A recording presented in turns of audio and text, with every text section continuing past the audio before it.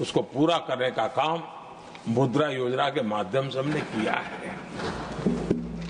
और मैंने देखा है कि लाखों ऐसे नौजवान इस काम मुद्रा योजना के माध्यम से हमने किया है, अपना कारोबार करना शुरू किया है और खुद को तो रोजगार पाया ही, लिखा उसको मोदी पूजता है।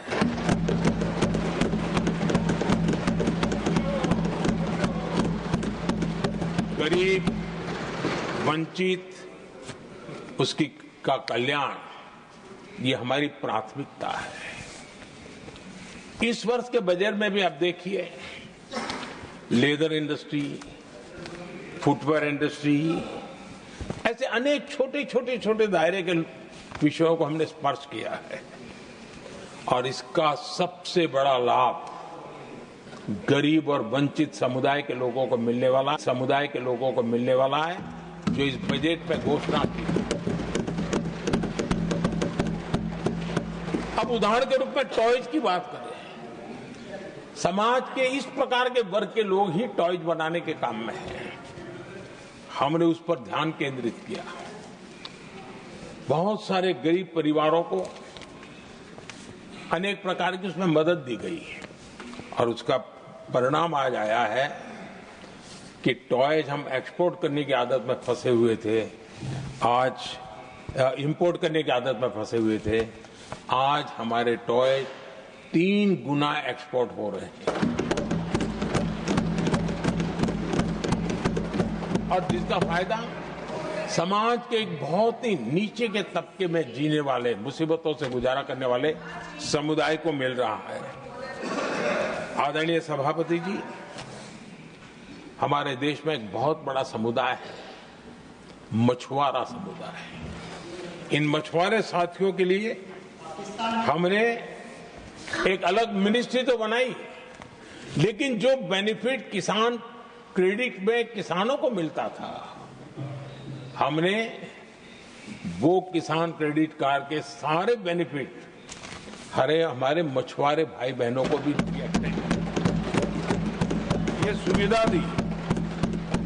अलग मिनिस्ट्री बनाई, ये काम किया और करीब 40,000 करोड़ रुपया हमने इसके अंदर इंफ्यूज किया है। फिशरीज सेक्टर को बल दिया है और इसका प्रयास इन प्रयासों का परिणाम ये आया है कि हमारा मछली उत्पादन 2 गुना और एक्सपोर्ट भी 2 गुना हुआ है और जिसका सीधा बेनिफिट हमारे मछुआरे भाई बहनों को हुआ है। यानी समाज के सबसे उपेक्षित हमारे बंधु हैं, उनको हमने सबसे ज्यादा प्राथमिकता दे करके हमने काम करने का प्रयास किया है। आदरणीय सभापति जी, यहाँ जो जातिवाद का जहर फैलाने की जिनको नया शौक लग गया है, हमारे देश के आदिवासी समाज, उन आदिवासी समाज में भी कई स्तर की स्थितियां हैं। कुछ समूह ऐसे हैं जिनकी संख्या बहुत कम है और जो करीब देश में 200-300 जगह पे बिखरे हुए हैं और कुल आबादी उनकी बहुत कम है, लेकिन वो ऐसे उपेक्षित रहे हैं, उनकी बारीकियों को जाने तो दिल दहलाने वाली बात है। और मेरा सद्भाग्य रहा कि राष्ट्रपति जी से इस विषय में मुझे काफी गाइडेंस मिला, क्योंकि उस समाज को काफी निकट से राष्ट्रपति जी जानती है और उसी में से आदिवासी समाज में भी बहुत वंचित अवस्था में जीने वाला एक जो छोटा तबके के लोग व बिखरे पड़े लोग हैं, उनको विशेष रूप से योजना में लाने का प्रयास हुआ और हमने पीएम जनमन योजना बनाई और 24,000 करोड़ रुपए ताकि उनको वो सुविधाएं मिले, उनके कल्याण के काम हो और वे भी सबसे पहले तो अन्य आदिवासी समाज की बराबरी तक तो पहुंचे और फिर पूरे समाज की बराबरी करने के लिए योग्य बने। उस दिशा में हमने काम किया है। आदरणीय सभापति जी, समाज के अलग अलग तबकों की चिंता तो की है। हमने देश के अलग अलग भूभाग में भी कुछ ऐसी स्थितियां हैं कि जिसमें बहुत पिछड़ापन है। जैसे हमारे सीमावर्ती गांव, उनको बैकवर्ड विलेज करके छोड़ दिया गया था, आखिरी गांव करके छोड़ दिया गया था। हमने सबसे पहले मनोवैज्ञानिक परिवर्तन लाया। हम ये जो दिल्ली पहले और बाद में सब धीरे धीरे धीरे जो जाए दूर जाता जाए आखिर चला जाए, हमने बदल दिया। हमने तय किया कि सीमा पर जो लोग हैं वो पहले और वो अंदर की तरफ आता जाए। जहां सूरज की किरण सबसे पहले आती है और जहां सूरज की आखिरी किरण भी जिनके पास होती है, ऐसे आखिरी गांव उनको हमने फर्स्ट विलेज के रूप में विशेष दर्जा देते हुए, विशेष योजना बनाते हुए हमने उनके विकास के कामों को, इतना ही नहीं, उसको प्राथमिकता इतनी दी कि मैंने पिछले टर्म में मंत्री परिषद के साथियों को ऐसे दूर दराज के गांवों में 24 घंटे रुकने के लिए भेजा था। और -15 डिग्री वाले कुछ विलेजेस थे, वहां भी हमारे मंत्री वहां जाकर के रुके थे, उनको समझने का, उनकी समस्याओं के समाधान के लिए प्रयास किया था। और हमने 15 अगस्त 26 जनवरी में जो मेहमान बुलाते हैं, उसमें भी ये जो सीमा पर बसे हुए हमारे पहले विलेज है, आज उनके प्रधानों को हम 26 जनवरी 15 अगस्त में बुलाते हैं। राष्ट्रपति जी के यहाँ एट होम में होते हैं, क्योंकि हमारी कोशिश है सबका साथ सबका विकास, और इसलिए खोजते रहते हैं कि हम किसको, अभी भी पहुंचना बाकी है, चलो जल्दी करो।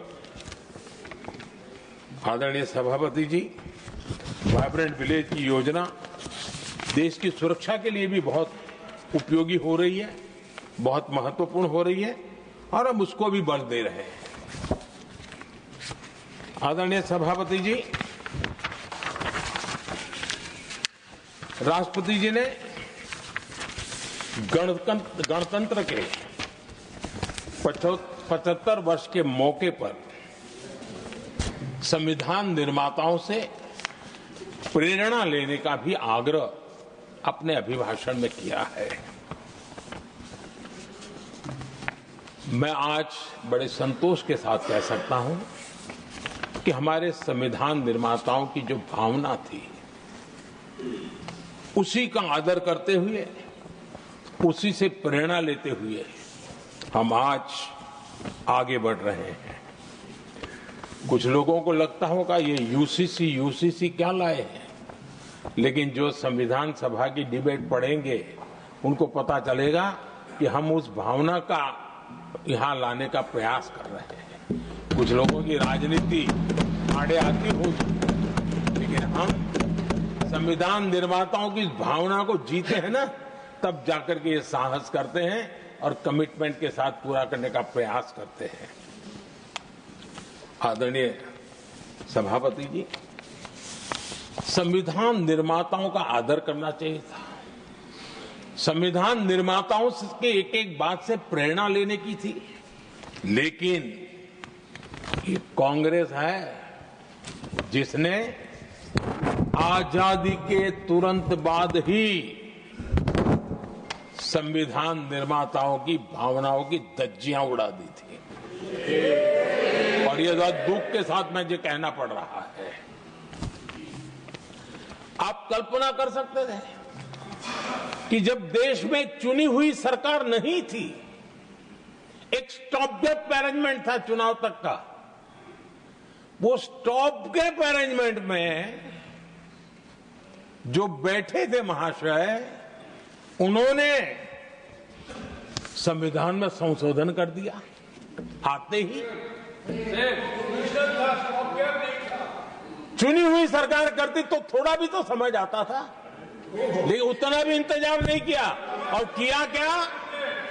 किया क्या उन्होंने फ्रीडम ऑफ स्पीच को कुचला, फ्रीडम ऑफ स्पीच को कुचला।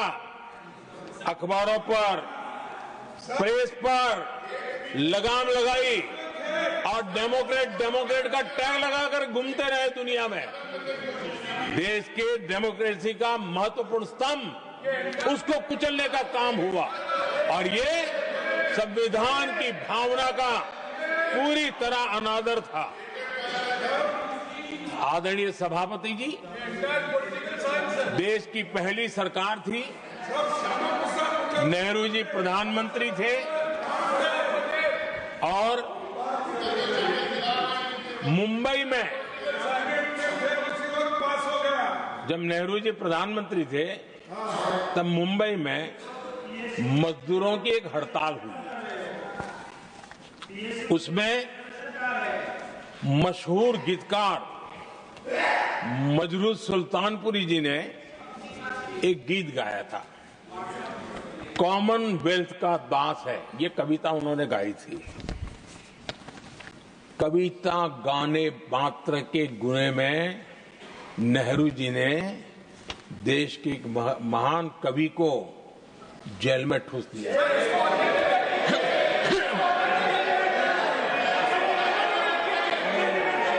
मशहूर एक्टर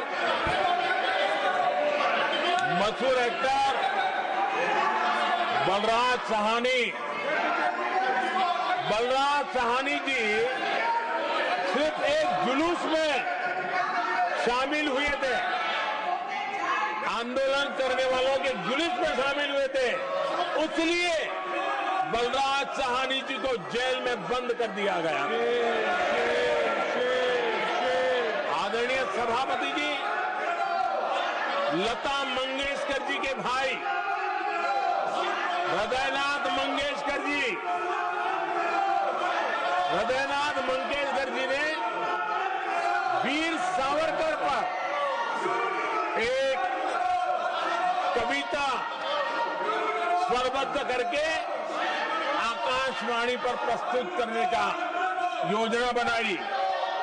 इतने मात्र पर हृदयनाथ मंगेशकर जी को आकाशवाणी से हमेशा के लिए बाहर कर दिया गया। आदरणीय सभापति जी, इसके बाद देश ने इमरजेंसी का भी दौर देखा है। आदरणीय सभापति जी, इस देश ने इमरजेंसी का भी दौर देखा है। संविधान की किस प्रकार से कुचला गया, संविधान के स्पिरिट को किस प्रकार से रौंदा गया, और वो भी सत्ता सुख के लिए किया गया, ये देश जानता है। और इमरजेंसी में प्रसिद्ध सिने कलाकार देवानंद जी से आग्रह किया गया कि वे इमरजेंसी का समर्थन करें पब्लिकली। देवानंद जी ने साफ साफ इमरजेंसी पर समर्थन करने से इनकार कर दिया। उन्होंने हिम्मत दिखाई और इसलिए दूरदर्शन पर देवानंद जी की सभी फिल्मों को प्रतिबंधित कर दिया गया।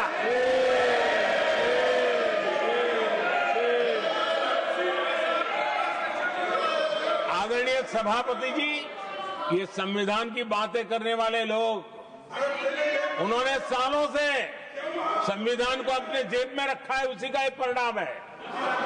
संविधान का सम्मान नहीं किया है। आदरणीय सभापति जी किशोर कुमार जी, उन्होंने कांग्रेस के लिए गाना गाने से मना किया। इस एक गुनाह के लिए आकाशवाणी पर किशोर कुमार के सभी गानों को प्रतिबंधित कर दिया गया।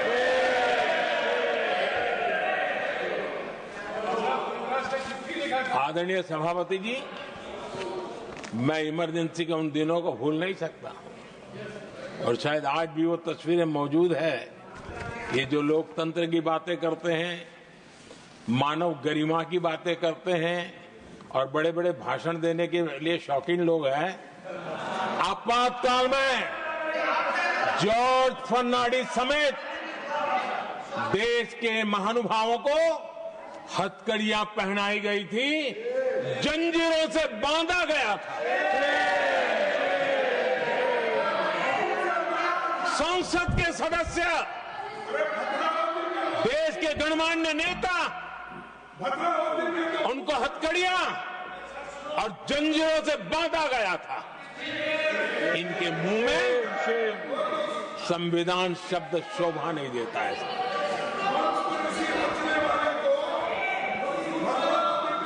आदरणीय सभापति जी, सत्ता सुख के लिए, शाही परिवार के अहंकार के लिए इस देश के लाखों परिवारों को तबाह कर दिया गया, देश को जेल खाना बना दिया गया।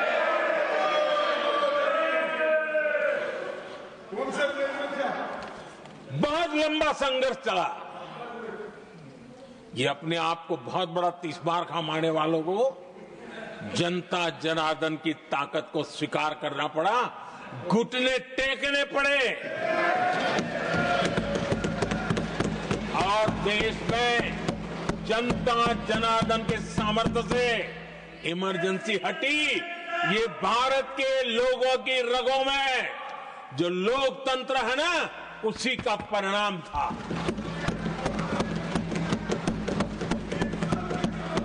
हमारे माननीय खड़गे जी आपके सामने बढ़िया बढ़िया शेर सुनाते रहते हैं और उनका शौक है शेर सुनाने का। और सभापति जी आप भी बड़ा मजा लेते हैं।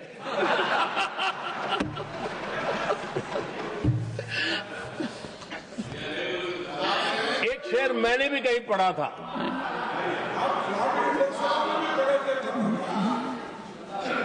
तमाशा करने वालों को क्या खबर, तमाशा करने वालों को क्या खबर,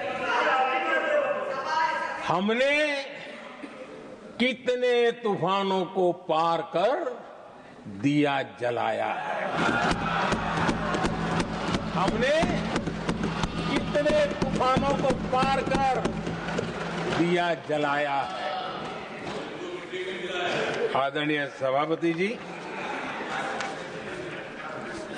मैं आदरणीय खड़गे जी वरिष्ठ नेता है और मैं हमेशा सम्मान करता हूँ, और इतना लंबा समय सार्वजनिक जीवन ये छोटी बात नहीं है। और मैं इस देश में चाहे शरद राव हो चाहे खड़गे जी हो, इन सब का, मैं हमारे देवगौड़ा जी बैठे हैं, ये असामान्य सिद्धियां हैं उनके जीवन की जो उन्होंने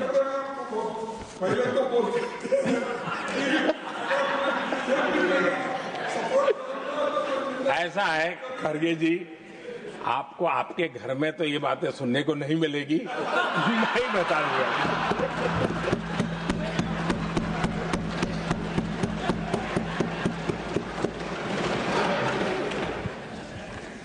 इस बार मैं देख रहा था कि खड़गे जी कविताएं पढ़ रहे थे, लेकिन जो बातें बता रहे थे, और आपने बड़ा सही पकड़ा था कि जरा बताओ तो सही भी कविता है कब की है? उनको पता था, सभापति जी उनको पता था ये कविताएं कब की है। भीतर कांग्रेस की दुर्दशा का इतना दर्द पड़ा था, लेकिन वहां हालत यह है कि बोल नहीं सकते, तो उन्होंने सोचा ये अच्छा मंच है, यही बोल दें, और इसलिए उन्होंने नीरज की कविता के माध्यम से उनके घर के हालात यहां प्रस्तुत किए हैं। आदरणीय सभापति जी, जो आज के लिए सही है, खड़गे जी को मैं आज वही कवि नीरज जी की कुछ पंक्तियां सुनाना चाहता हूं।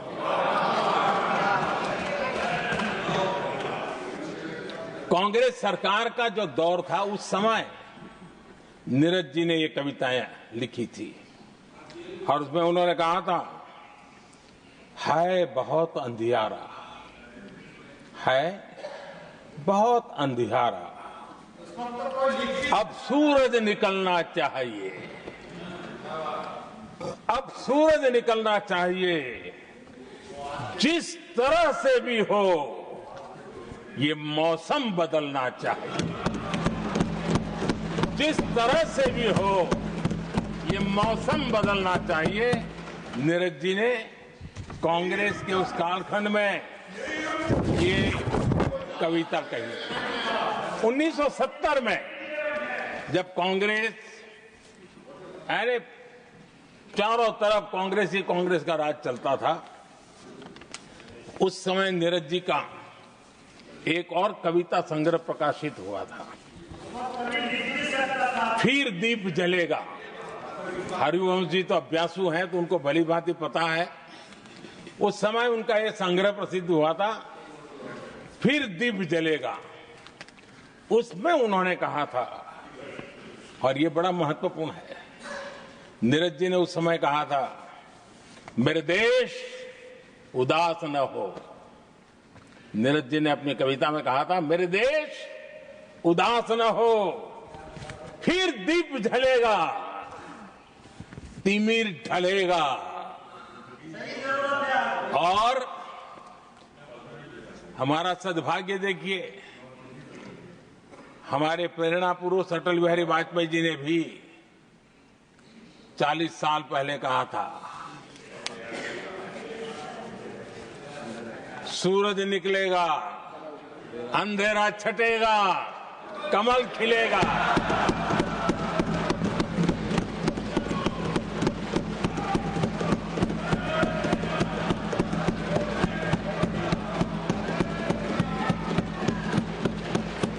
आदरणीय नीरज जी ने कहा था, जब तक कांग्रेस का सूरज चमकता रहा, देश ऐसा ही अंधेरे में रहता रहा। कई दशक तक ऐसे ही हाल बने रहे। आदरणीय सभापति जी, गरीबों को शक्ति देने के लिए, गरीबों के सशक्तिकरण के लिए जितना काम हमारे कार्यकाल में हुआ है, हमारी सरकार के द्वारा हुआ है, इतना पहले कभी नहीं हुआ। गरीबों का सशक्तिकरण और गरीब ही गरीबी को परास्त करे, उस दिशा में हमने योजनाओं को आकार दिया। और मुझे मेरे देश के गरीबों पर भरोसा है, उनके सामर्थ्य में भरोसा है। अगर अवसर मिल जाए ना, तो वो हर चुनौतियों को पार कर सकता है।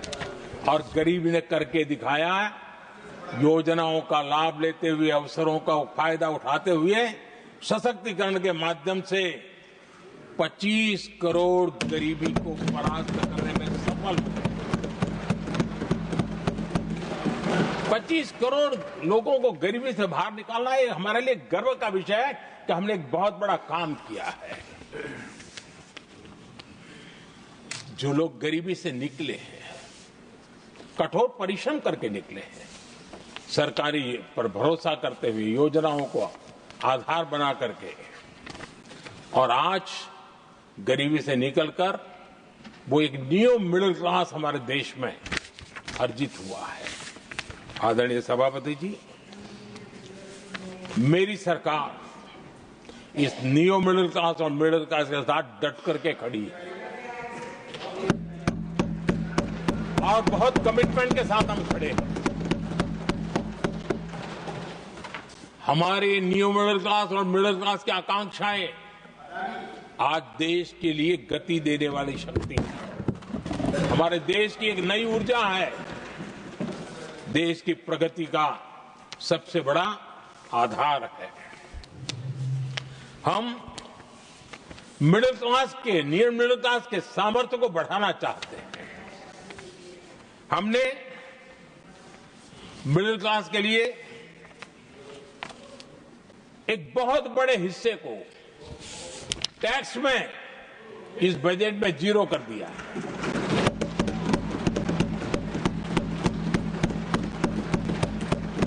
तो 2013 में 2 लाख तक की आय टैक्स में मुक्ति थी, इनकम टैक्स में 2 लाख तक मुक्ति थी। आज हमने 12 लाख तक टैक्स में मुक्ति कर दी। हम 70 साल से ऊपर के किसी भी वर्ग के क्यों न हो, किसी भी समाज से क्यों न हो, उनको आयुष्मान योजना का लाभ देकर के, और उसका सबसे बड़ा लाभ मिडिल क्लास के बुजुर्गों को मिल रहा है।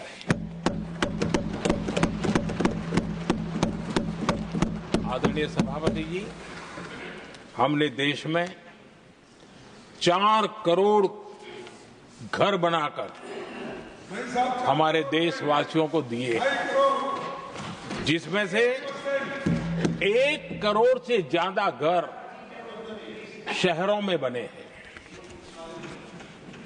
हमने घर खरीदने वालों के साथ बहुत बड़ा फ्रॉड हुआ करता था, उनको सुरक्षा देना बहुत जरूरी था, और इसी सदन में हमने रेरा का कानून बनाया है, जो आज मध्यम वर्ग के घर के सपने के खिलाफ जो रुकावटें थी, उसको दूर करने एक महत्वपूर्ण हथियार बना है। इस बार बजट में स्वामी इनिशिएटिव लाया गया है, जो हाउसिंग प्रोजेक्ट अटके हुए हैं, जिसमें मध्यम वर्ग के पैसे रुके हुए हैं और उनकी सुविधाएं अटकी हुई हैं, उनके उस काम के लिए 15,000 करोड़ रुपया इस बजट में हमने आवंटित किया है, ताकि मध्यम वर्ग के उन सपनों को पूरा कर सकें। आदरणीय सभापति जी, स्टार्टअप का रिवॉल्यूशन जिसको आज दुनिया ने देखा है, और उसका एक प्रभाव भी है। ये स्टार्टअप चलाने वाले कौन है? ये स्टार्टअप चलाने वाले नौजवान ज्यादातर मिडिल क्लास के नौजवान हैं। आज पूरी दुनिया भारत के प्रति आकर्षित है, खास करके G20 समूहों की देश के 50-60 स्थानों पर जो मीटिंगें हुई, उसके कारण भारत को जो पहले से अभी दिल्ली, मुंबई या बेंगलुरु मानते थे, भारत को विशालता का उनको पता चला है, और आज विश्व का भारत के टूरिज्म के प्रति आकर्षण बढ़ा है। और जब टूरिज्म बढ़ता है तो व्यवसाय के भी अनेक अवसर आते हैं, और उसका लाभ भी हमारे मिडिल क्लास को बहुत मिलने वाला है, उनके आय के साथ। आदरणीय सभापति जी, आज हमारा मिडिल क्लास आत्मविश्वास से भरा हुआ है, और ये अभूतपूर्व है। ये अपने आप में एक बहुत बड़ा सामर्थ्य बना देता है देश का, और मुझे पूरा विश्वास है कि भारत का मध्यम वर्ग विकसित भारत के संकल्प को साकार करने के लिए कमर कस करके खड़ा हो गया है, हमारे साथ चल पड़ा है। आदरणीय सभापति जी, विकसित भारत के निर्माण में सबसे बड़ा रोल देश के युवाओं का है। हमें डेमोग्राफी का डिविडेंड, उस पर हमारा भी बल है। जो अभी स्कूल कॉलेज में है, वही विकसित भारत के सबसे बड़े लाभार्थी बनने वाले हैं, और इसलिए उनके अंदर एक स्वाभाविक भाव है कि जैसे जैसे उनकी उम्र बढ़ेगी, वैसे वैसे देश की विकास की यात्रा बढ़ेगी, और जो उनके लिए एक बहुत बड़ा और एक प्रकार से विकसित भारत का बेस हमारे यहाँ स्कूल कॉलेज के नौजवान है, वो हमारा सामर्थ्य है। पिछले 10 साल में लगातार इस तबके को, इस बेस को मजबूत करने के लिए हमने बहुत सोची समझी रणनीति के तहत काम किया है। 21वीं सदी की शिक्षा कैसी होनी चाहिए, शिक्षा नीति के लिए पहले सोचा तक नहीं गया। जो चलता है चलने दो, जैसा होता है होते रहो। करीब 3 दशक के अंतराल के बाद नई राष्ट्रीय शिक्षा नीति लेकर के हम आए। 3 दशक के अंदर इस नीति के तहत बहुत सारे इनिशिएटिव हैं। उसमें एक की मैं चर्चा करता हूं, पीएम श्री स्कूल। ये पीएम श्री स्कूल आज करीब 10-12 हजार स्कूल ऑलरेडी बन चुके हैं और नए बनाने की दिशा में हम आगे बढ़ रहे हैं। आदरणीय सभापति जी, एक महत्वपूर्ण निर्णय हमने शिक्षा नीति में बदलाव लाया है।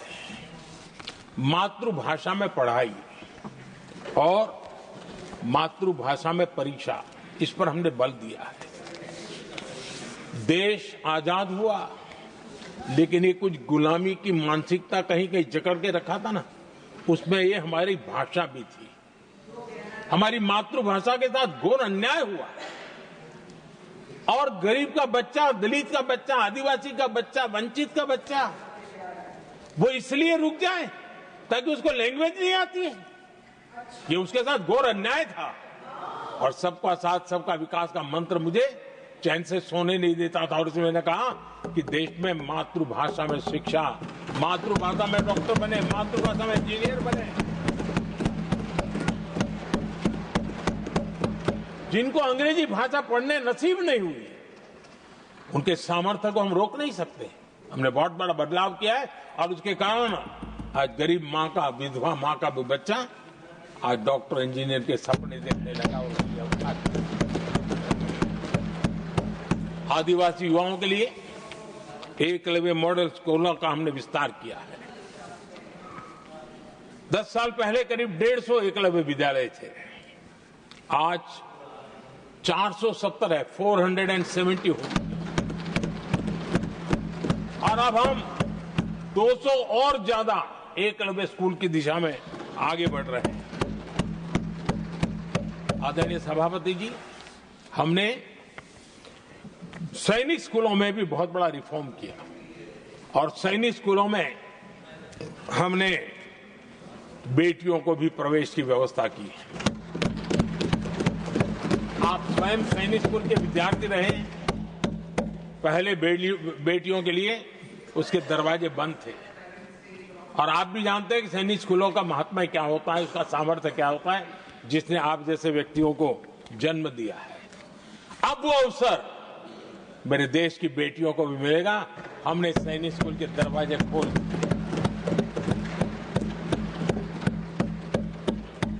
और अभी हमारी सैकड़ों बेटियां देशभक्ति के इस माहौल में अपनी पढ़ाई कर रही हैं और देश के लिए जीने का जज्बा सहज रूप से उनके भीतर पनप रहा है। आदरणीय सभापति जी, युवाओं के ग्रूमिंग में एनसीसी की बहुत बड़ी भूमिका है। हम में से जो भी एनसीसी के संपर्क में रहा है उसे मालूम है कि उस उम्र में और उस कालखंड में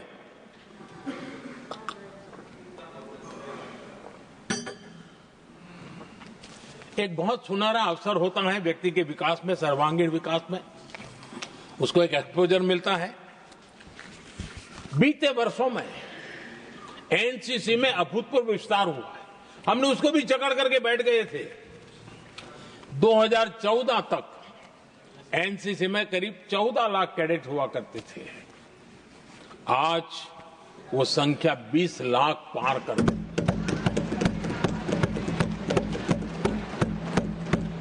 आदरणीय सभापति जी, देश के युवाओं में जो उमंग है, उत्साह है, नया कुछ कर गुजरने की इच्छा है, रूटीन काम से भी हटकर के कुछ करने का उनका इरादा है, ये साफ नजर आता है।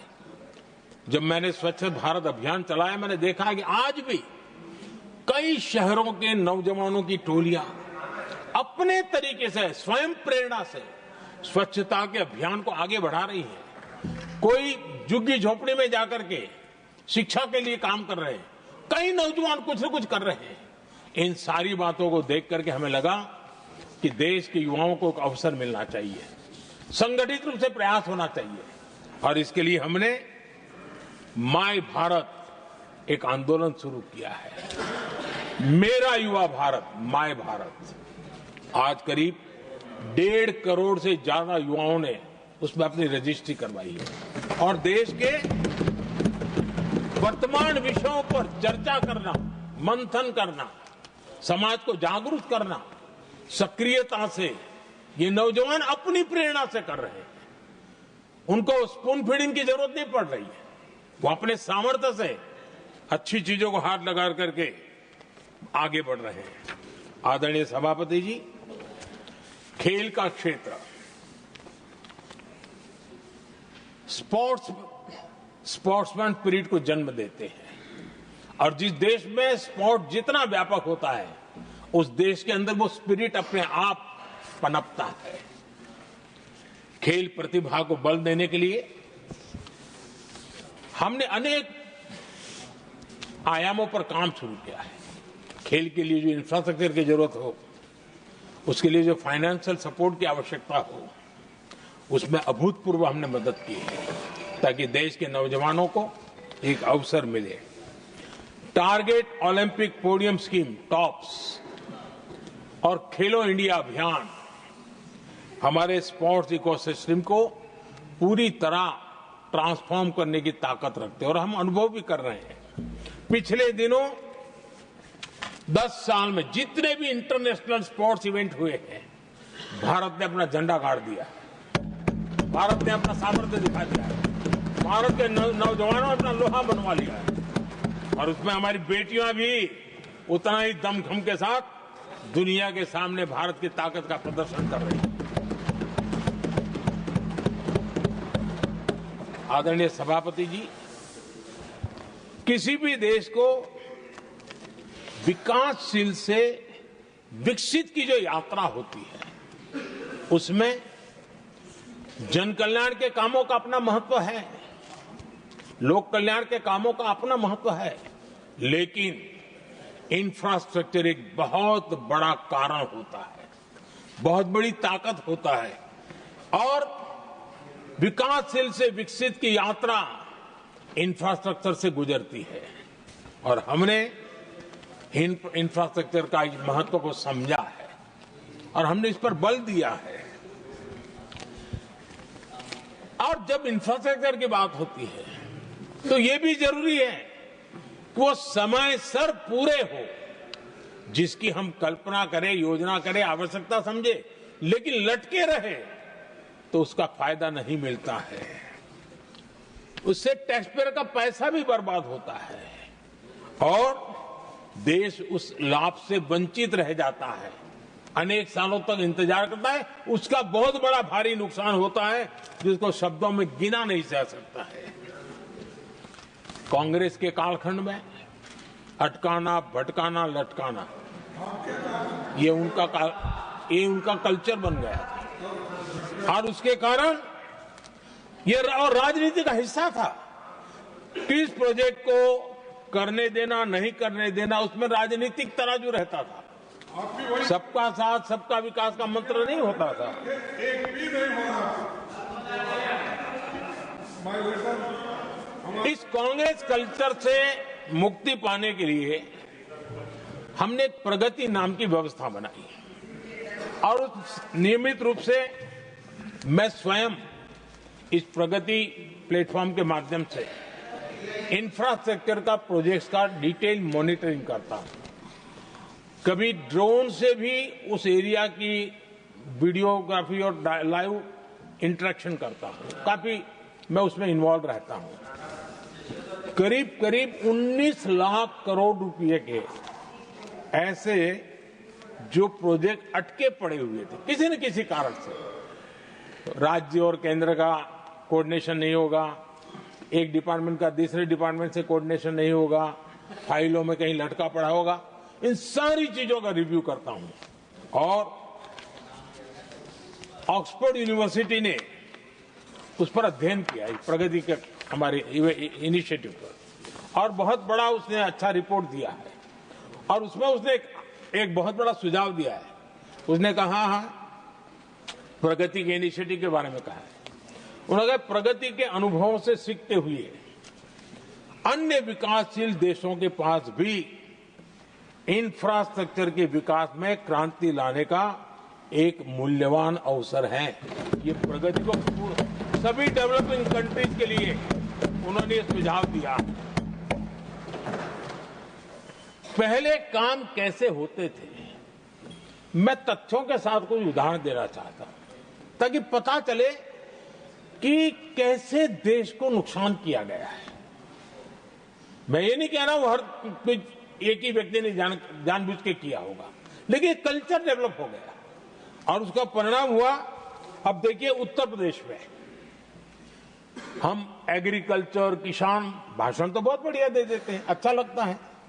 भड़काने का काम करने में क्या जाता है, कोई जो इन्वेस्टमेंट तो है ही नहीं, भड़काते रहो दुनिया को, कोई काम तो करना नहीं है। उत्तर प्रदेश में कृषि के लिए एक अहम योजना थी, सरयू नहर परियोजना। सरयू नहर परियोजना 1972, सोचिए साहब, 1972 में स्वीकृत हुई थी, 5 दशक तक लटकी रही। 1972 में जिस योजना को सोचा गया, योजना बनी, फाइल पे स्वीकृत हो चुकी, 2021 में हमने आकर के इसको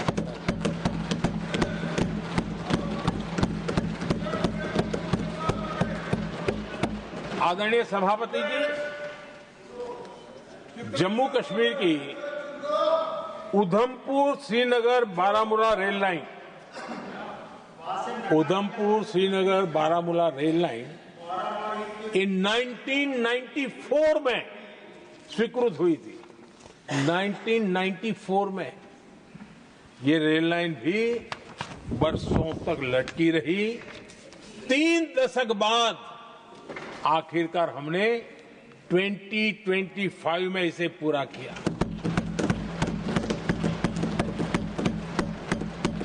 आदरणीय सभापति जी, ओडिशा की Haridaspur Paradip rail line, Haridaspur Paradip rail line 1996 में स्वीकृति हुई थी।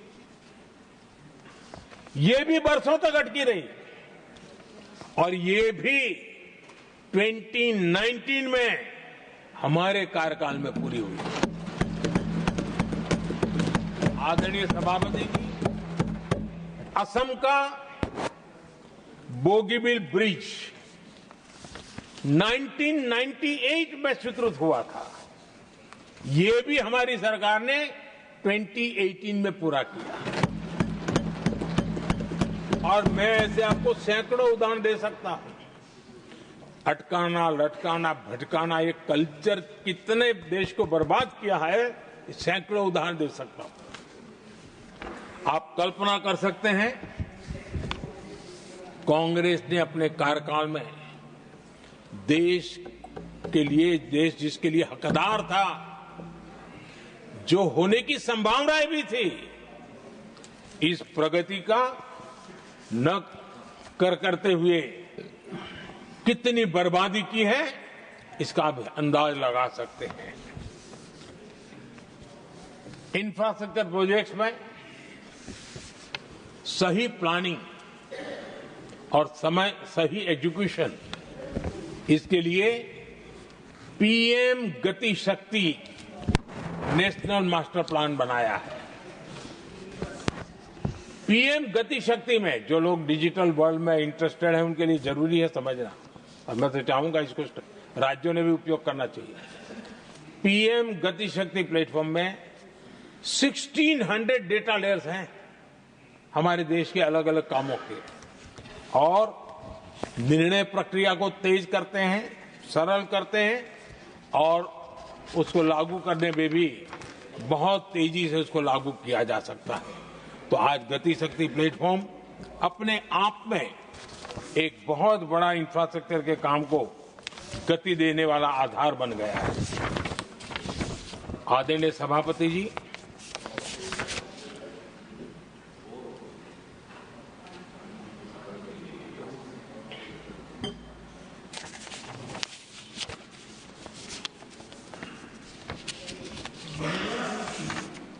के नौजवानों को ये जानना बहुत जरूरी है कि उनके माँ बाप को मुसीबतों से जिंदगी क्यों गुजारनी पड़ी, देश की ऐसी हालत क्यों हुई, उनको जानना बहुत जरूरी है।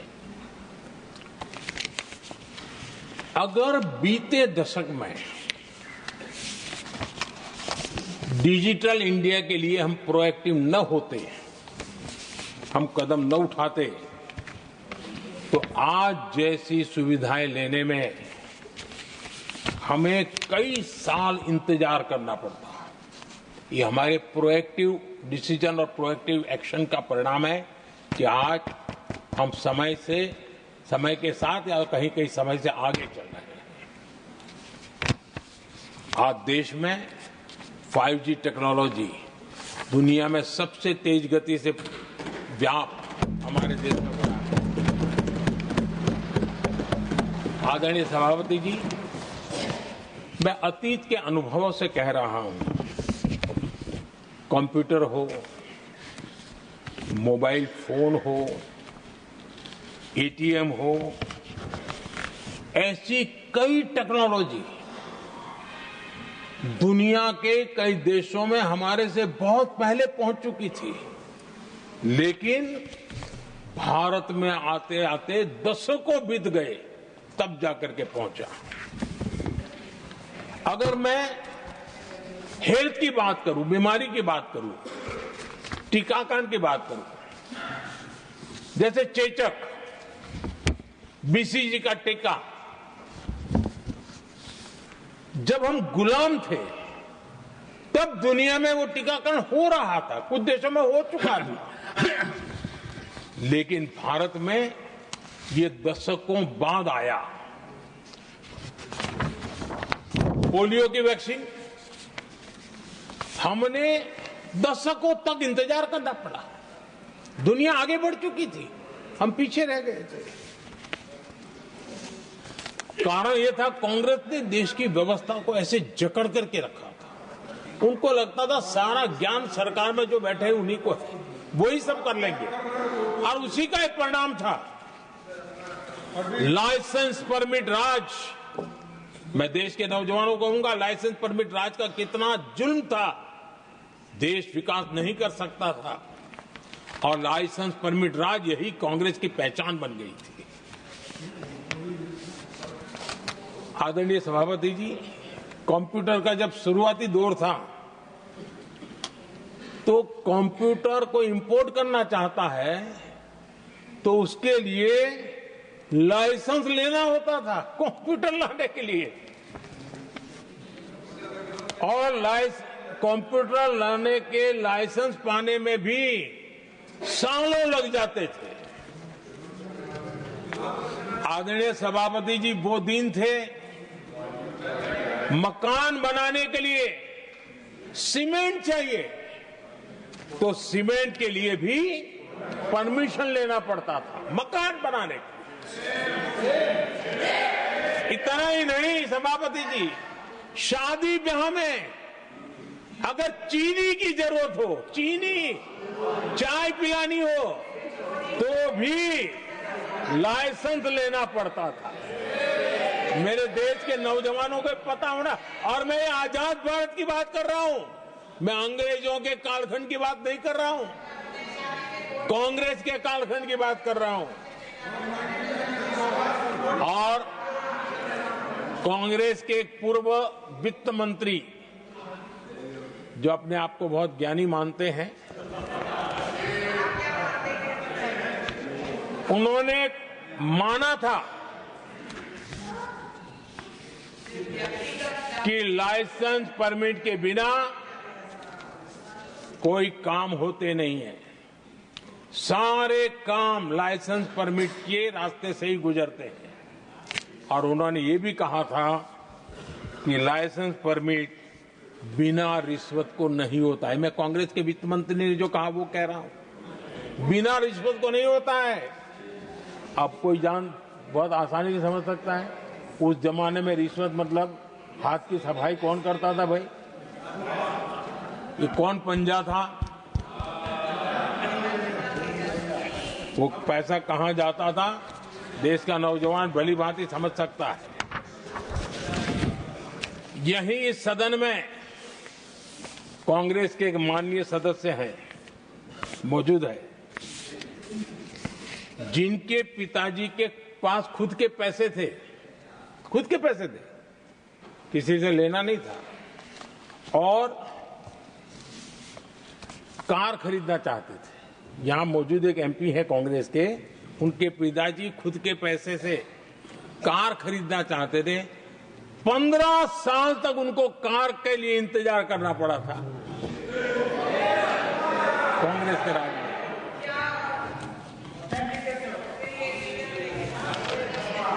आदरणीय सभापति जी,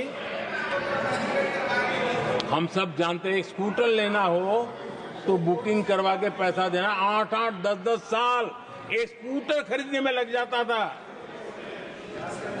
और अगर मजबूरी में स्कूटर मानो बेचना पड़ा तो उसके लिए सरकार से परमिशन लेनी पड़ती थी। यानी कैसे देश चलाया इन लोगों ने। और इतना ही नहीं, गैस सिलेंडर एमपी को कूपन दिया जाता था, कि तुम इलाके में 25 लोगों को गैस कनेक्शन दे सकते हो। गैस सिलेंडर के लिए कतार लगती थी। टेलीफोन कनेक्शन, नाक को दम आ जाता था टेलीफोन कनेक्शन के लिए। देश के नौजवानों को पता होना चाहिए, ये जो आज बड़े बड़े भाषण झाड़ रहे हैं, उन्होंने क्या किया था, देश को पता होना चाहिए। आदरणीय सभापति जी, ये सारी पाबंदियां और लाइसेंस राज की नीतियों ने भारत को दुनिया की सबसे धीमी आर्थिक वृद्धि दर में धकेल दिया। लेकिन क्या आप जानते हैं, इस कमजोर वृद्धि दर को, इस विफलता को दुनिया में किस नाम से कहने की शुरुआत हो गई? हिंदू रेट ऑफ ग्रोथ कहने लगे। एक समाज का पूरा अपमान, विफलता सरकार में बैठे हुए लोगों की, काम न करने के सामर्थ्य बैठे हुए लोगों का, समझ शक्ति का अभाव बैठे हुए लोगों का, दिन रात भ्रष्टाचार में डूबे हुए लोगों का, और गाली पड़ी एक बहुत बड़े समाज को, हिंदू ग्रेट ऑफ ग्रोथ। आदरणीय सभापति जी, शाही परिवार के आर्थिक कुप्रबंधन और गलत नीतियों के कारण पूरे समाज को दोषी ठहराया गया और दुनिया भर में बदनाम किया गया। जबकि हम इतिहास देखें तो भारत के लोगों का तरीका और नीतियां, भारत के स्वभाव में लाइसेंस राज नहीं था, परमिट नहीं थी। भारत के लोग सदियों से, हजारों साल से खुले में विश्वास करते थे, और हम उन समुदाय में सबसे पहले थे जो दुनिया भर में मुक्त व्यापार, फ्री ट्रेड, उसमें मेहनत करते थे, काम करते थे। सदियों पहले भारतीय व्यापारी दूर दराज के देशों तक व्यापार करने के लिए जाते थे, कोई बंधन नहीं थे, कोई रुकावटें नहीं थे। ये हमारी प्रकृति की संस्कृति थी, हमने उसको तबाह करके रख दिया। आज जब पूरी दुनिया भारत की आर्थिक क्षमता को पहचानने लगी है, आज दुनिया तेज गति से आगे बढ़ने वाले देश के रूप में देख रही है, तो आज दुनिया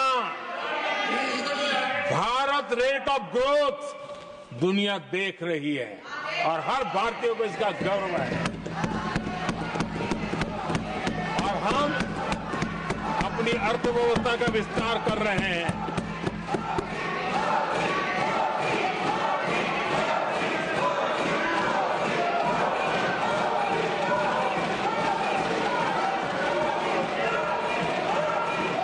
सभापति जी, आदरणीय सभापति जी, कांग्रेस के पंजे से मुक्त होकर आप देश चैन की सांस ले रहा है और ऊंची उड़ान भी भर रहा है।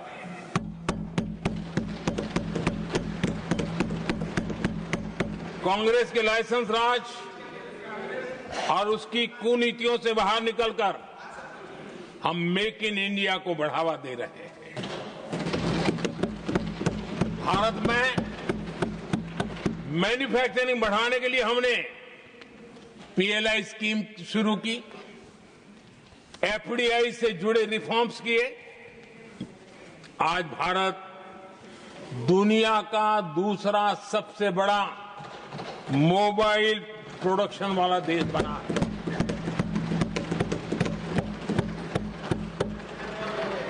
पहले हम ज्यादातर फोन बाहर से इंपोर्ट कर रहे थे, अब हमारी पहचान एक मोबाइल एक्सपोर्टर के रूप में बनी है।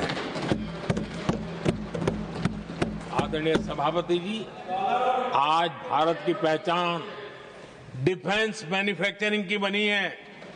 10 साल में हमारा डिफेंस प्रोडक्ट्स 10 गुना एक्सपोर्ट बढ़ा है। 10 साल में 10 गुना बढ़ा है।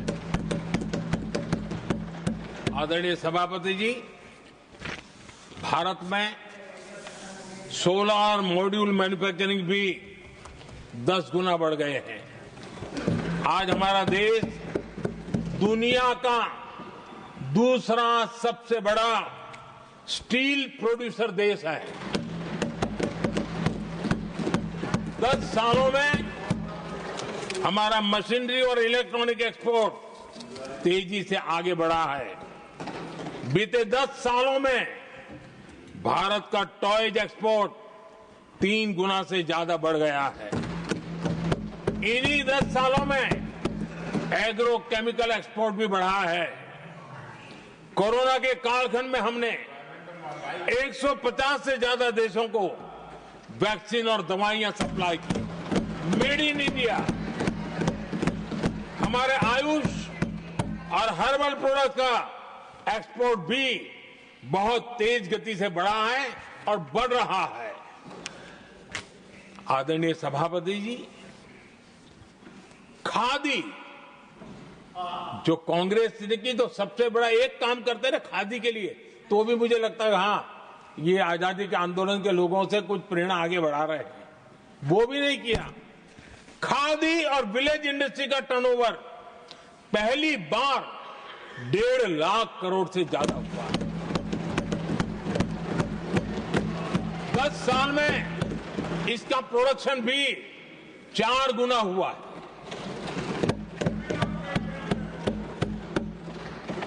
इस सारी मैन्युफैक्चरिंग का बहुत बड़ा लाभ हमारे एमएसएमई सेक्टर को मिला है। इससे देश में बड़ी संख्या में रोजगार के अवसर तैयार हुए हैं। आदरणीय सभापति जी, हम सभी जनता के प्रतिनिधि हैं। हम जनता जनार्दन के सेवक हैं। जनप्रतिनिधि के लिए देश और समाज का मिशन ही सब कुछ होता है और सेवा व्रत लेकर के ही जनप्रतिनिधियों के लिए काम करना उनका दायित्व होता है। आदरणीय सभापति जी, देश की हम सभी से अपेक्षा है कि हम विकसित भारत को आत्मसात करने के लिए कोई कमी हमारी तरफ से नहीं रहनी चाहिए। हम सबका सामूहिक दायित्व होना चाहिए। ये देश का संकल्प है, ये किसी सरकार का संकल्प नहीं है, किसी व्यक्ति का संकल्प नहीं है, 140 करोड़ देशवासियों का संकल्प है। और सभापति जी, मेरे शब्द लिख करके रखिए, जो लोग विकसित भारत के संकल्प से अपना को अछूता रखेंगे देश उनको अछूता कर देगी। हर किसी को जुड़ना पड़ेगा। अब बच करके नहीं रह सकते, क्योंकि भारत का मिडिल क्लास, भारत का नौजवान पूरी ताकत के साथ देश को आगे बढ़ाने में जुट चुका है। और इसलिए आदरणीय सभापति जी, जब प्रगति की राह पर देश चल पड़ा है, विकास की नई ऊंचाइयों को देश अर्जित कर रहा है, तब हम सबकी भूमिका बड़ी महत्वपूर्ण है। सरकारों में विरोध होना लोकतंत्र का स्वभाव है, नीतियों का विरोध होना लोकतंत्र का जिम्मेवारी भी है, लेकिन घोर विरोधवाद, घोर निराशावाद और अपनी लकीर लंबी नहीं करनी, दूसरी लकीर को छोटा करने की कोशिशें विकसित भारत में रुकावट बन सकती है। हमें उससे मुक्त होना होगा और हमें आत्ममंथन भी करना होगा, निरंतर मंथन करना होगा।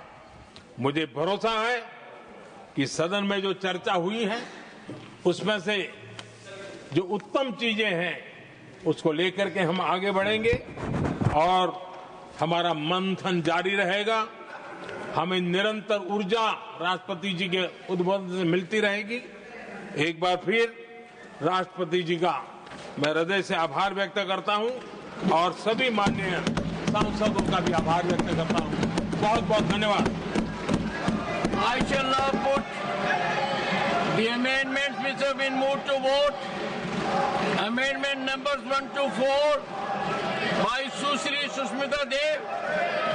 Are you withdrawing the amendments or I should put to vote? No, not till date, sir. Not after that. No. Sushmita Dev. असत्य बातें बोली गई हैं। Sushmita, nothing will go on record, sir. Not after the end. No, sir. No. Not present. आप असत्य बातें बोलते हैं, आप नहीं सकते। Amendment number 5 to